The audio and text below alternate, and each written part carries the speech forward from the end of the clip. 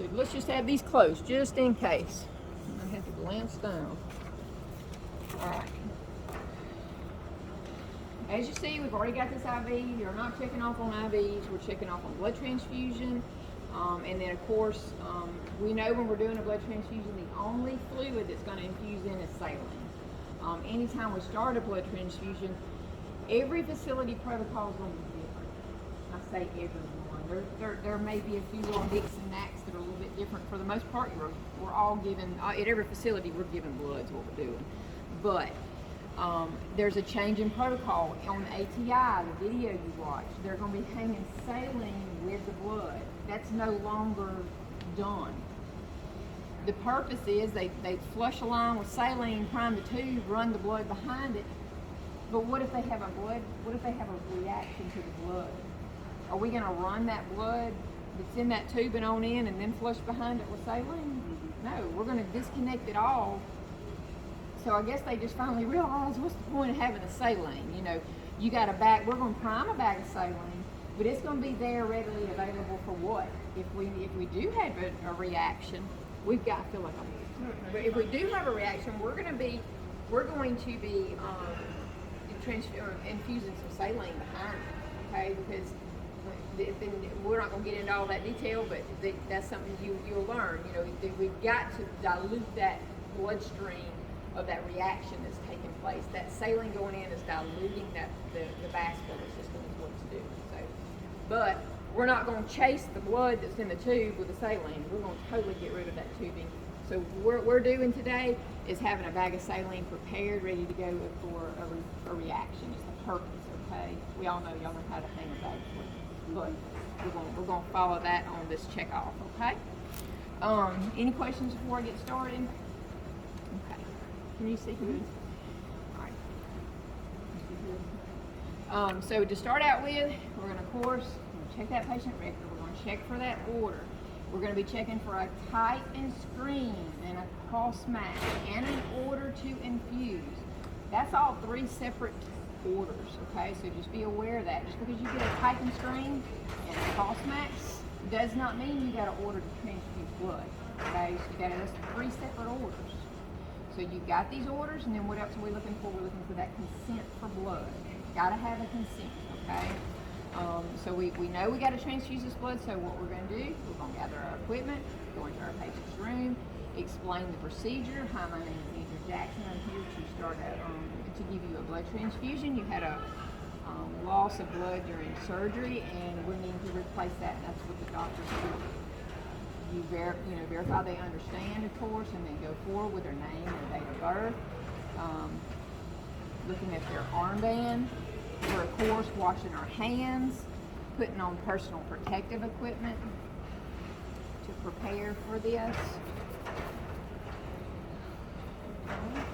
Any questions so far? Okay.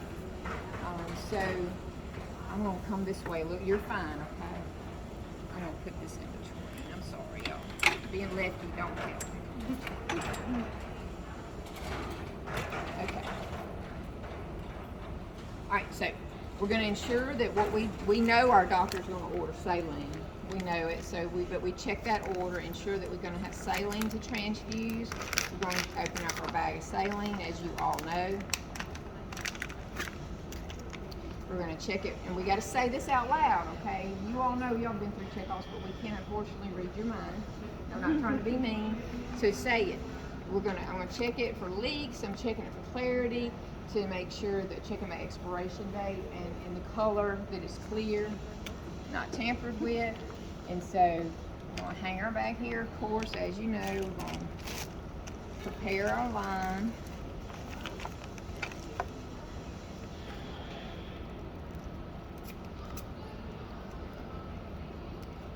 We're going to close our clamp here toward our port, so we don't close our clamp way down here. It's on your check off by the port, okay?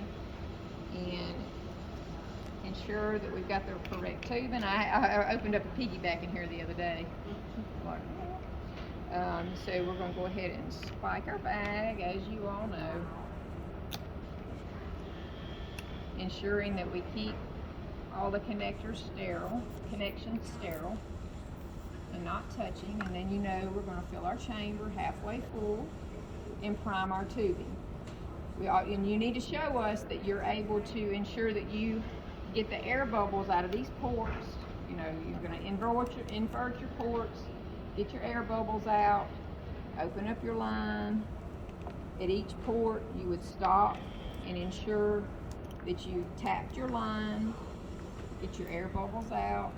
This is just personally the way that I choose to do it. Once that saline passes that port, I stop it. Help if I turn it the right way. Stop it and thump and get that air out, okay? And then ensure that you have, checking the length of your line, ensuring that there's no air bubbles, okay?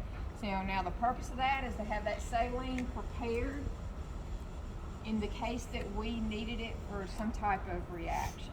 We're gonna have our change tubing tag that we would put on, and they're good for what, 72 hours most places, and so that's the way we would do that.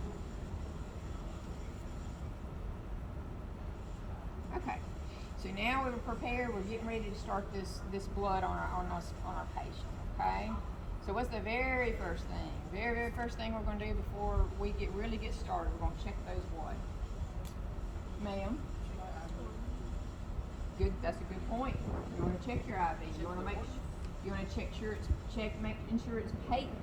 Well, what's our checkoff sheet say? Well, we already done our identifier. We're going to check. We're right here. Vital signs. So, because at first we did check. That's good. I'm glad I'm loving y'all talking back. That's great. But we'd already done our patient identification when we entered the room. Don't forget about that. You gotta do your patient identifiers when you enter the room, okay? But we are going to be checking ID because we're giving what? Blood. Very important to check the name, the Hollister band numbers, the W numbers. You're going to check all that twice, and with what? A license. With our RN. So first we're going to start out by checking our pre-transfusion vital signs is what we're going to do, okay? We've obtained those. Now we're going to be comparing. You know, of course, we've got to go get this from the lab. We brought it to the room. We've checked it off with the lab personnel. But now we've got to check the name, the patient ID, the donor number, the unit number, expiration, and the type of blood that we've got with our blood form, okay? Compare them. You'd say, I would ensure this is the correct W number, name. We're going to check it against our band also. 3 things you got to check it against. I know it's listed on there twice. Make sure you say it at least one time. You're going to check all 3 of those. Then we're going to have that RN check behind. Okay, we're going to have a double authentication. Now we're ready to prime our blood. Again, this is the old sets where we would connect our saline to this. We're not going to. We're not going to use it. Most blood tubing now has 1 port, not 2. Okay. So we've checked this out. It has no leaks, no problems with it. We've done our double checks and our RN has checked it. So we're going to prime our blood. How much time while I'm priming this, how much time most places do you have before you have to get this started? 30 minutes. Exactly. And it has to all be transfused within how long? 4 hours. And this is cool. Don't ignore my port here, y'all. We're gonna act like that's not there. Only that wouldn't be on. But if we had a pump, where would we put it? We'd run it by pump. But some people, especially in the ER, just run this free flow. Most nurses, they do not put it on a pump. So we're gonna fill our filter chamber up, and what it does is it catches blood clots. Okay. So we fill up our chamber, but we want to have a drip chamber. This is considered your drip chamber to have halfway full, okay? Actually, no, they've got more than one.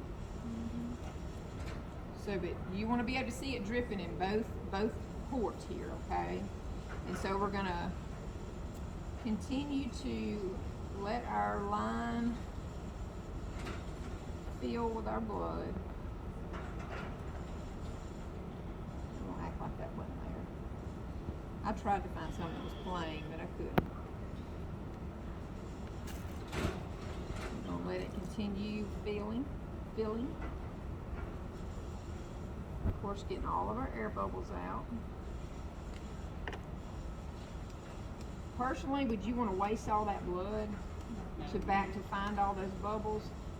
I take my time. I get those bubbles out. I want this patient to have every drop of this blood that they can get. So in the real world, we're going to get all the air bubbles out. For time's sake, we're going to say that our line is clear of any air bubbles, okay? Sometimes, you know, you have to remove these caps. Other times, they let that air pass through, okay? So our line is prepared. Can we just straight hook this up? God, please don't be that one that don't, okay? So we're gonna clean our site here. Allow it to dry. And flush it, correct. That is so smart. Because we want to make sure that our line's paved, okay? We're gonna connect without touching those lines. Of course, we would tape up. And now, what are we gonna set our rate at? It's okay. That's what a lot of places do. 75 an hour, but what's our sheet say? 2 millimoles per minute. So that's going to be about 30 mLs that are going to run in over 15 minutes. Where are you going to be during those 15 minutes? Right here. Standing right beside them. We'll have this secured. We're sitting here for 15 minutes. This blood's been transfusing. You all learned today what those reactions are that you're going to be monitoring for. Okay, our 15 minutes are up. We're going to check our vital signs. We're going to be monitoring for any type of reaction. And then now we're going to increase that rate to the doctor's order to equal out what the doctor has ordered. And we'll continue to monitor. We'll start changing instead of that, you know, some places the vital sign check off is at different times, but you'll follow that protocol on monitoring vital signs at this point, okay? Any questions? How'd I do? Did I